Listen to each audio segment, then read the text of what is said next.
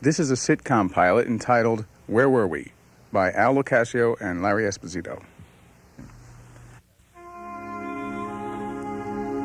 We begin in the data entry room. Stanley Hammer is gazing at a blank wall.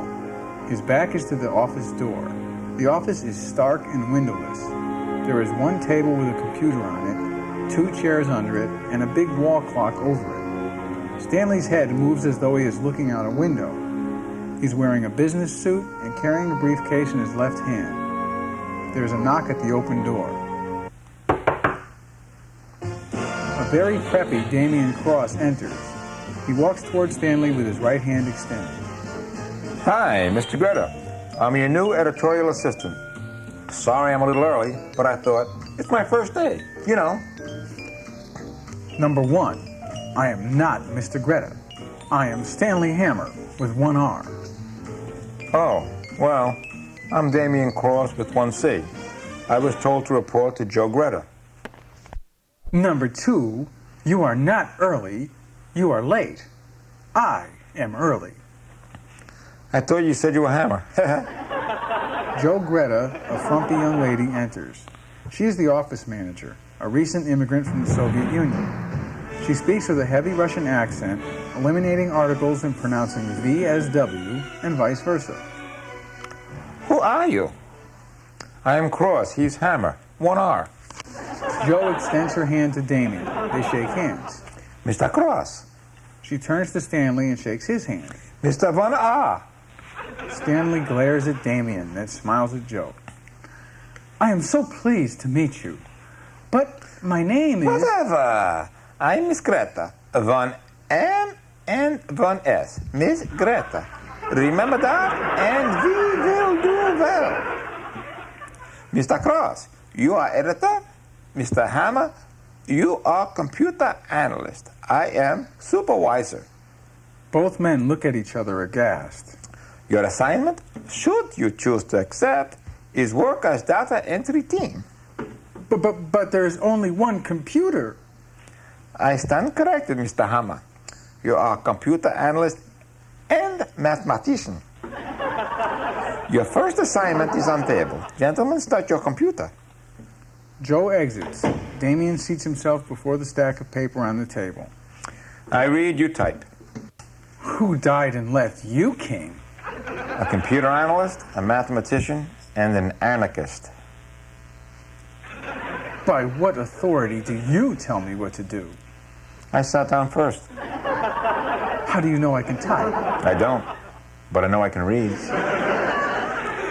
We now see a montage of people rushing through Grand Central Terminal and up the escalators to the MetLife building.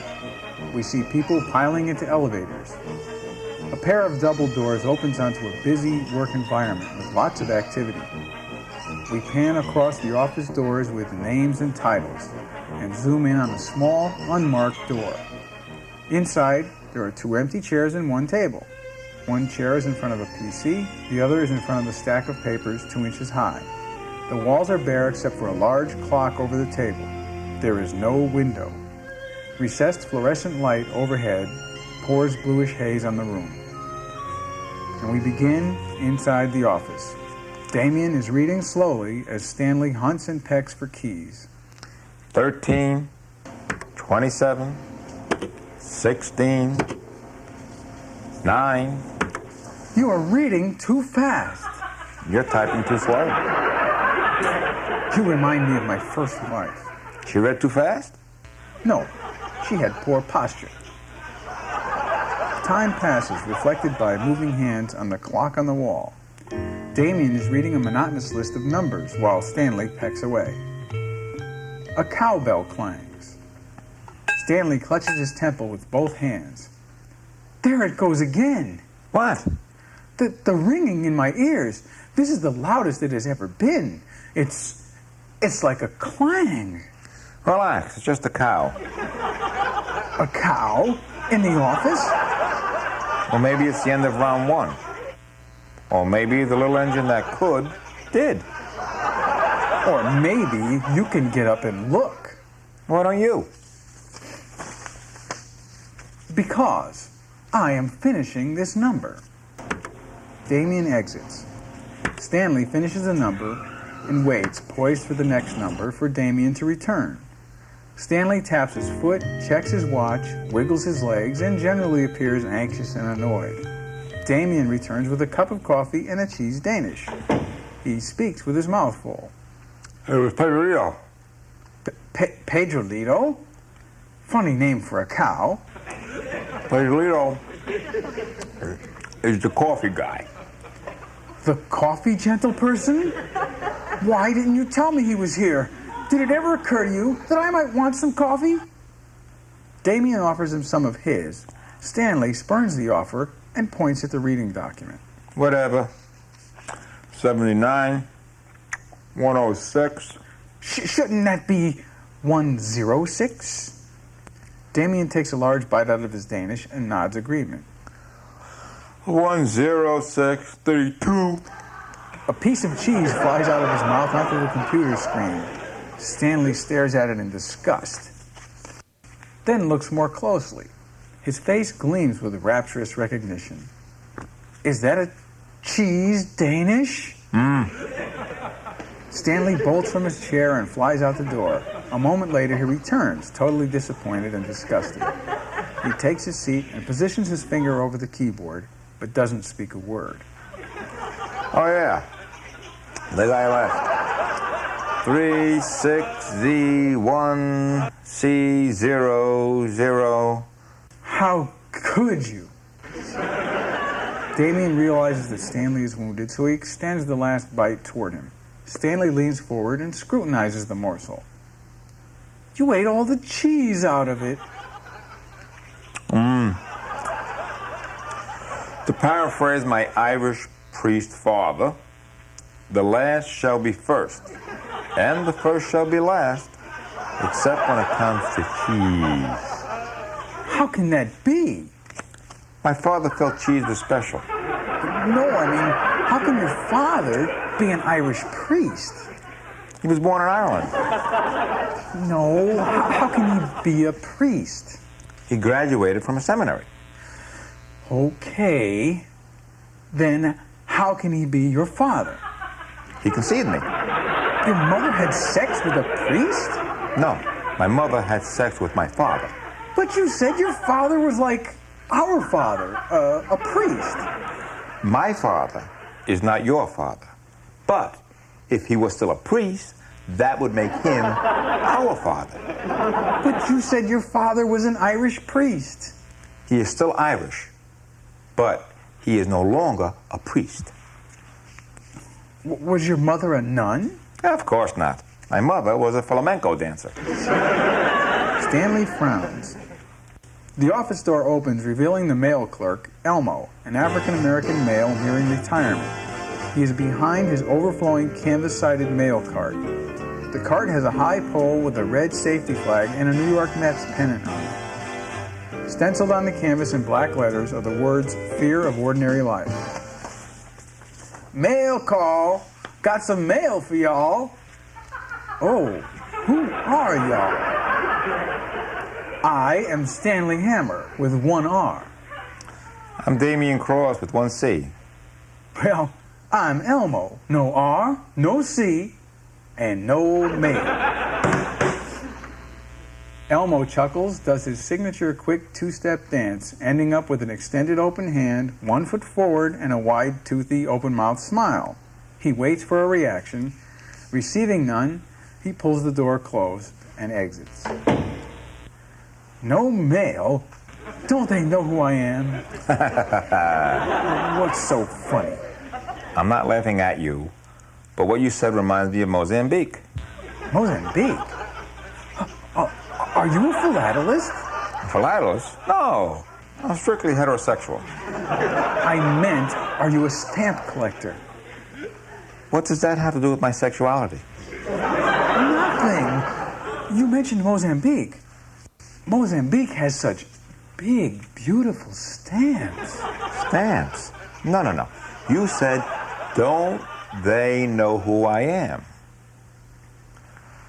I was in Mozambique on a fact-finding mission with the United Nations team. Oh, must have been 66 or 67. Whatever. Damien stares blankly at the printout he is reading from. We now go to the Mozambique countryside. It is 1967. Damien is driving a Jeep over a crater-filled road. He wears a khaki summer uniform with a UN brassard. Captain's bars are on his epaulets and blue beret. U.S. Senator Clement Glock from Louisiana is in the front passenger seat. He represents a consortium of cashew growers, the Organization of Cashew Exporting Cooperatives, or OCEC. He is trying to get Mozambican farmers to decrease their cashew output in order to stabilize international prices. The senator wears a white full-length summer suit and a white pith helmet with mosquito netting. He is pompous, overweight, and constantly wiping the sweat from his brow with a spotted red and white bandana. Ahead, a group of spider monkeys swings through the trees. Where do they get these potholes? They import them from the Bronx. Ahead, some wild boars scamper across the road. What the hell is that? Just some wild boars. Pretty weird-looking things. Are there a lot of boars around here? Quite a few. In fact, there was one more today than there was yesterday. Oh, I see you are a comedian. I will not tolerate disrespect. From now on, you will address me as Senator, sir. And you will address me as Captain, Senator. Your impudence, Captain, could get you relieved from this assignment. That would be a relief, Senator. Damien scans the treetops as he drives.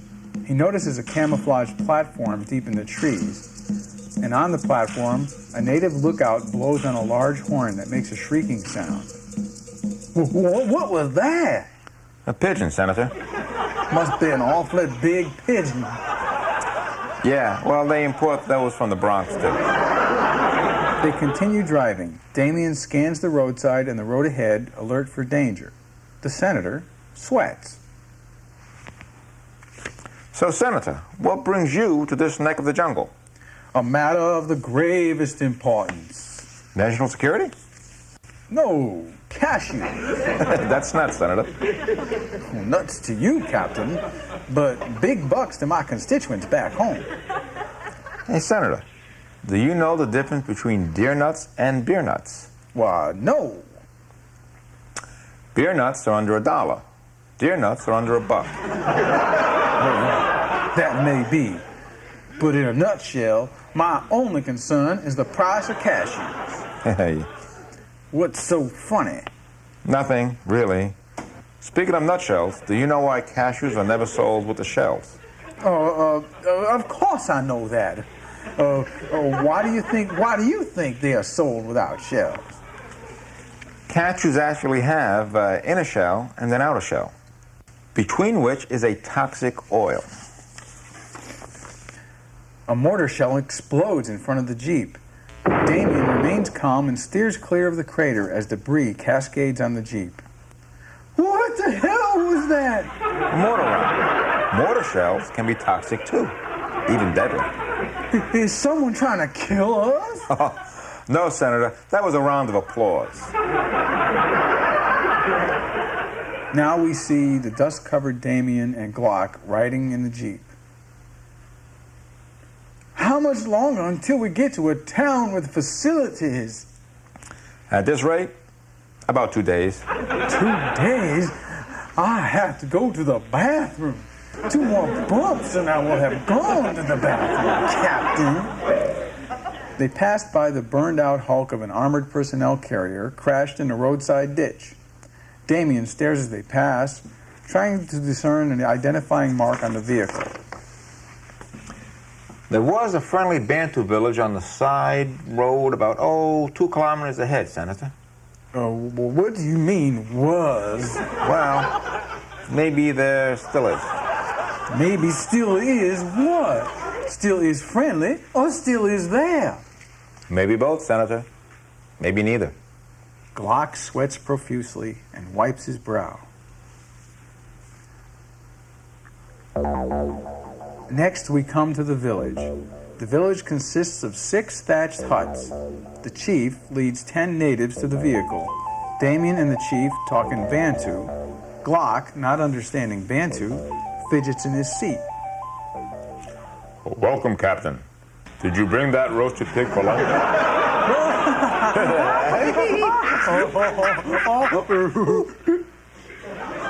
Enough of the pleasantries, Captain.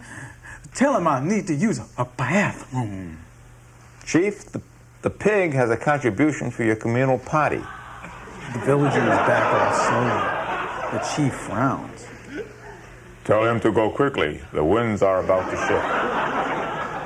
shift. Senator, the chief welcomes you to unload your burden. The chief gestures for a small boy to lead Glock. The boy walks to a path and points toward the brush. Glock bolts from the jeep and rushes into the brush. And rushes right back out, apoplectic. A hole in the ground? What kind of primitive facilities? Don't they know who I am? I am a U.S. Senator, not a savage. Chief, the pig is offended by the stench of the sty. The chief shouts out commands. Suddenly, 3 natives brandishing machetes rush toward Glock. Glock freezes in fear, but they run 10 yards past the senator and chop their way into the bush. The chief rolls his eyes to Damien.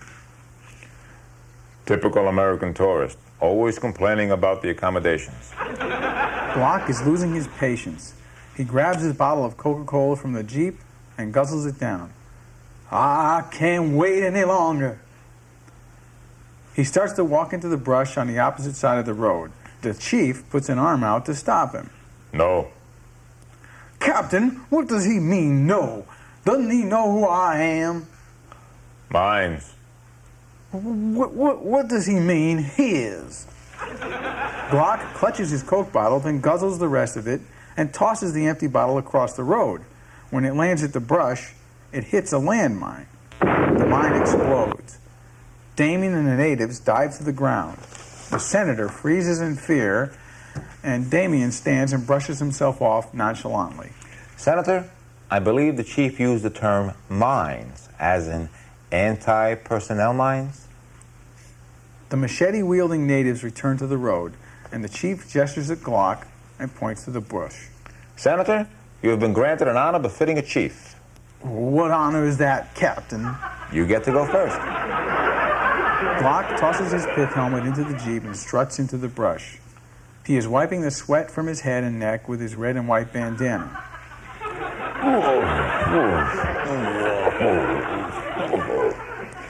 Chief, sounds like he found relief. There goes the white man's burden. Suddenly, the sound of helicopter engines starting is followed by the appearance of a gunship hovering at treetop level. On its floor is a bloodied Senator Glock, bound hand and foot and gagged with his own red and white bandana. A door gunner strafes the jeep as Damien and the chief dive behind it for cover. Back in the office, Damien and Stanley are finishing the story.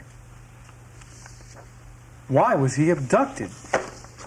I guess they knew who he was. Incredible. Did you get any stamps? What?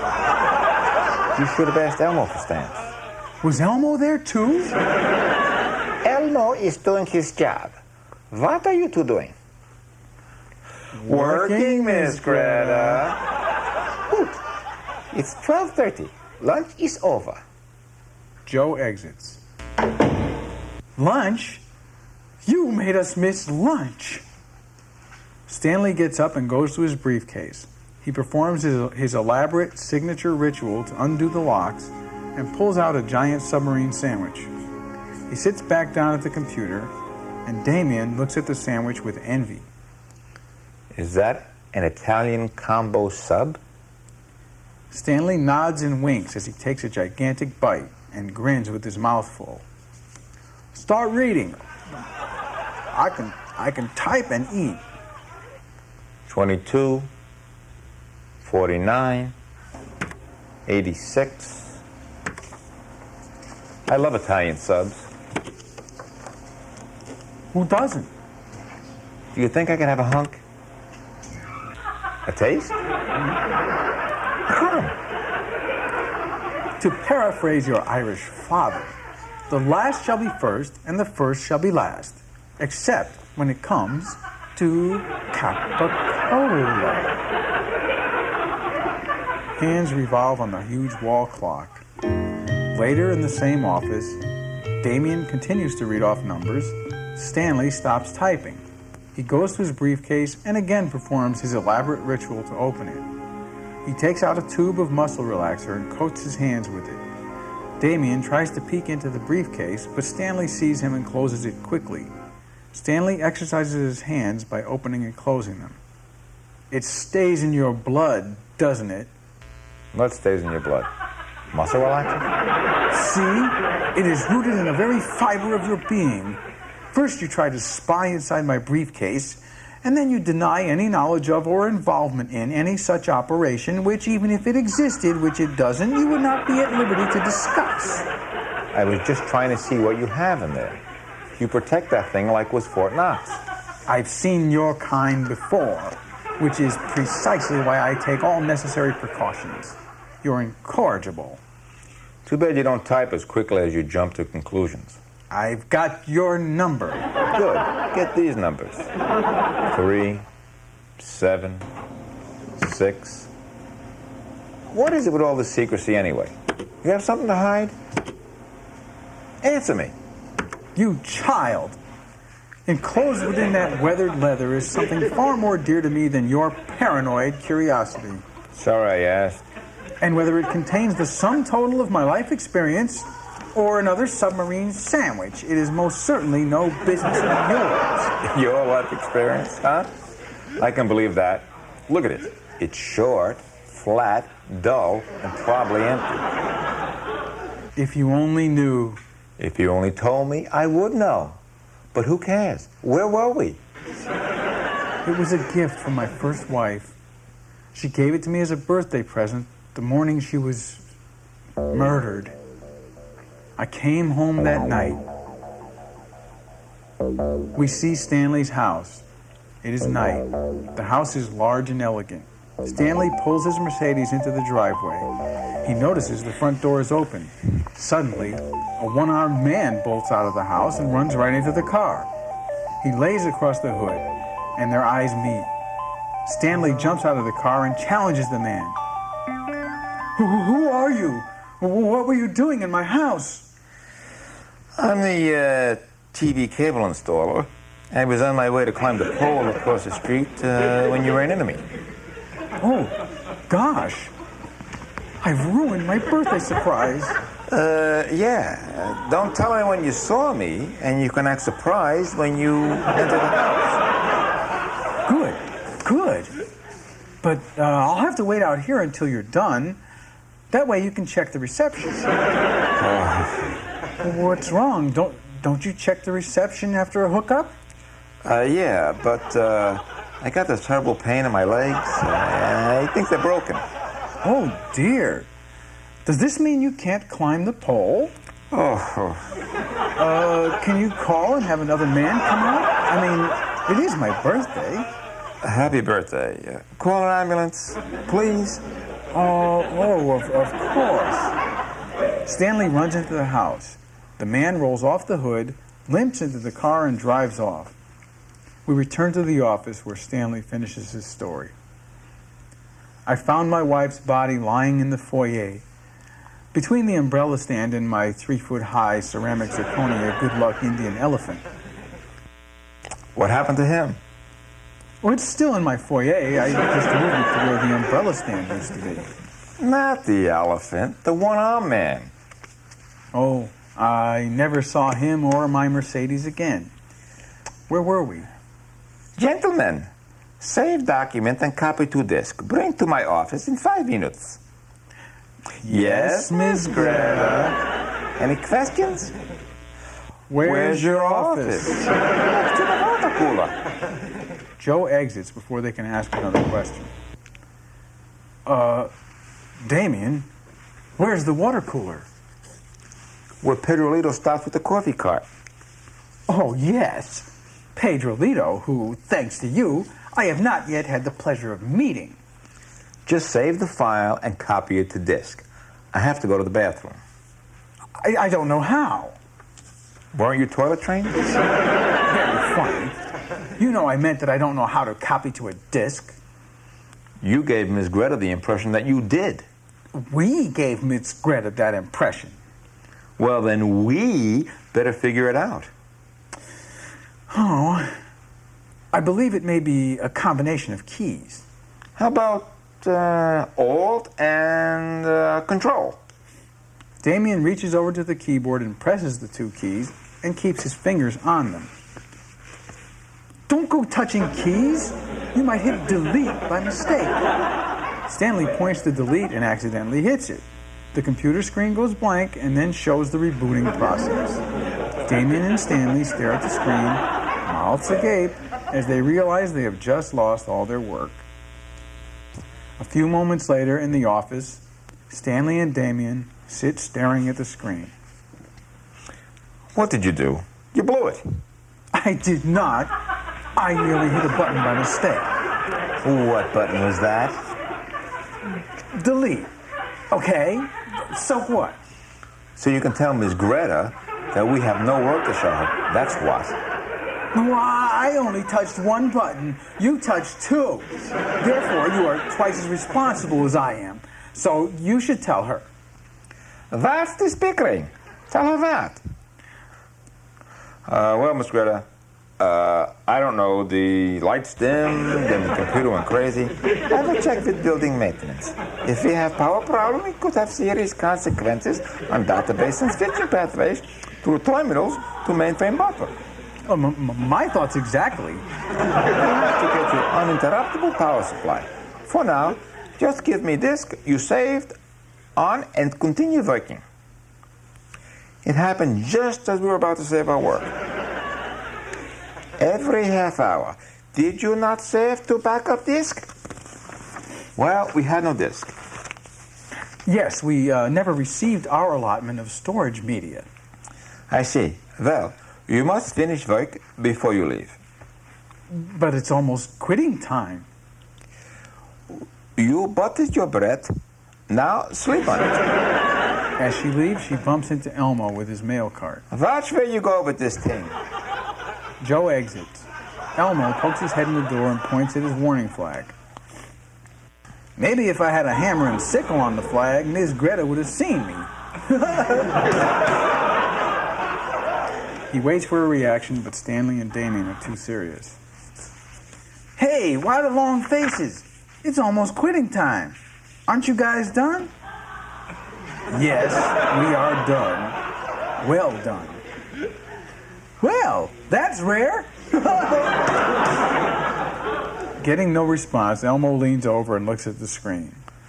Something wrong with the computer? It's not very cooperative. I believe user-friendly is the term. Elmo steps up to the keyboard and, almost offhandedly, makes a flurry of strokes that gets Stanley and Damien back into the program. Oh, I don't know. Seems friendly enough to me. And we haven't even been formally introduced. Elmo pauses for a reaction. Stanley and Damien stare wide-eyed at the screen. That was sensational. Thanks. I've been working on a stand-up routine for open mic night at the comedy club. You are joking. Can you show us how to do that? Sure, come on down on Wednesday night. The Elmo Luna entry module touches down at 7:30. I call my show The Elmo Has Landed. If we don't learn how to get in and out of this program, Stanley and I will be laughed out of a job. And that's not funny. Elmo stands between Stanley and Damien and places one hand on each of their shoulders. Tell you what, I'll make you an offer you can't refuse. I show you how to get in, get out, and copy the disc. You come to the show Wednesday night and hoot and howl at my routine. You drive a hard bargain, Elmo. What if Stanley just hoots and I howl? I neither hoot nor howl. I will, however, provide a rousing hurrahs and frequent rounds of applause. That's a deal. Let the games begin. The hands revolve on the huge wall clock, and And later, in the same office, Elmo stands back as Stanley pecks at the computer. Damien shuffles back to the beginning of his pile of papers. This is fantastic. Elmo, how did you get to be such a computer whiz? You know, I wasn't always the resident expert on envelope identification and consignment. It is getting very late. I can't stay here all night. 706 A G3. Elmo starts for the door. Oh, sure, I understand. You guys need to get rolling, so I'll just roll on out of here. 227 10CKY. Elmo shakes his head and walks out. Damien looks up. Elmo! Slow down, will you? I can't keep up. What are you typing? I got as far as Elmo. Where did he go? I don't know. Who was that mailman? Where were we? Hiya. 13, 27, 16, 9. You are reading too fast. You are typing too slow. You've had 7 hours of practice. You should be used to it by now. Practice makes perfect. Well, there is a fatigue factor, not to mention the pain in the end of my finger. Use different fingers. When you run out of fingers, use your nose. You remind me of my second wife. Why? Did she have a problem with your one-finger technique? No. Her nostrils needed treatment. Where were we? 13, 27, 16, 9,